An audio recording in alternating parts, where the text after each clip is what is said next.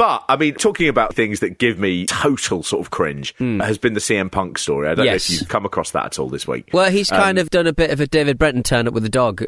He really has. He really has. This is based on the back of, obviously, you had the big fight, the Elite. Punk walked away. It looked like he was probably done in wrestling. Yeah. This week, basically, it was announced internally or broken by the Wrestling Observer that Punk had returned to AEW. They'd had talks, and there was believed to be a third show, which is going to be launching with Punk as the front man. And the idea is we'll still have him in. We can keep him away from the people he has problems with, which is everyone.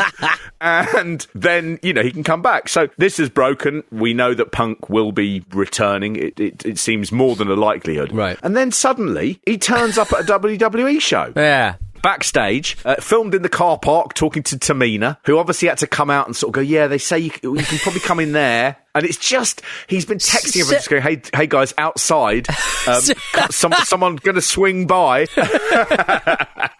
Maybe, wouldn't it be great, Pete, if this turned out it was just you walking around that venue? It's not Punk at all. Very confused about what's going to occur, yeah. But the report is that he got into the venue. No one's quite sure if it was just the ticket area. I mean, it is, oh God, my skin is crawling. But he was believed to have had a brief chat with Miz, and they sort of buried the hatchet. He's always been very cruel to Miz. Right. Which I understand, but I'm no longer a part of. Watching this one back, Pete, for the first time, when I saw Miz, I actually had a sort of, oh, good, it's Miz feeling inside. Oh, no. Punk obviously had listened to our show about liking Miz, which only came out last week, had immediately rushed to the nearest WWE show to do the same. The copycat. Oh, the straight-edge copycat. And what's believed to have happened is that Triple H came out, whether he was even sort of like, what are you there doing? To see Punk. Get out. Yeah, but Punk asked if he could have a couple of minutes to chat with Triple H, and Triple H apparently just sort of went, well, do you know what? I'm going to have to... You get on that lift, I'll see you on the ground floor. I get in the lift to see on the ground floor. Give me your number, yeah? Give me a number, because actually, right at the moment... I've got. Have you heard dialysis? I've got in the end. I've got a. I don't want to get into it what it is here, because it's.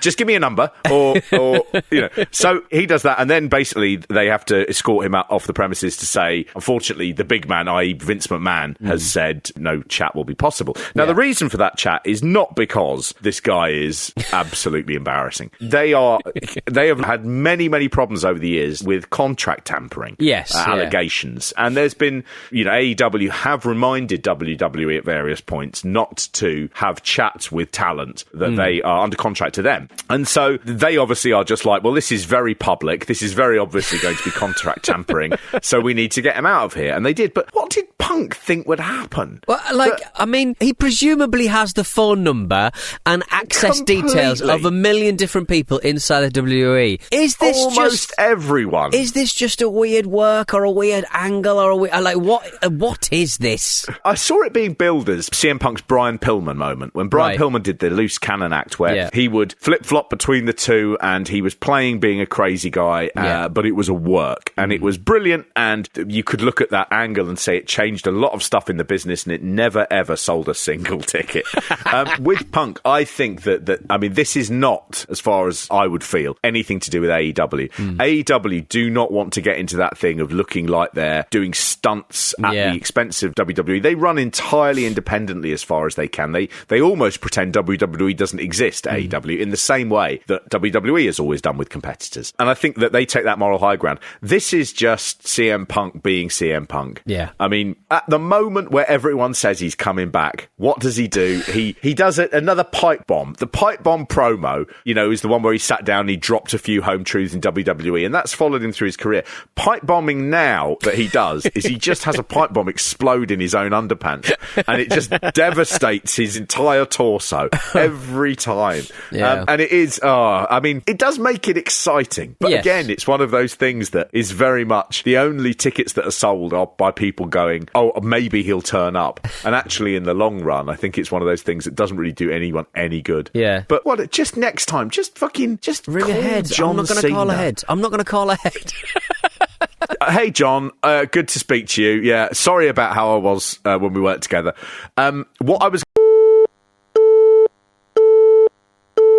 Can we just touch on Mercedes Moné a little bit? Yes. Do you think all of those years in WWE, the writing staff, the production staff, the people who look after the whole product, kind of was her best friend in many ways? Because there's a really good argument about this, Pete, which is sometimes we take the WWE's ability for granted. And I think what there's a lot of with someone like Mercedes Moné, she left the WWE basically feeling that she wasn't being valued and they weren't listening to her. Some of those things that she might have said may have been right to be cut down.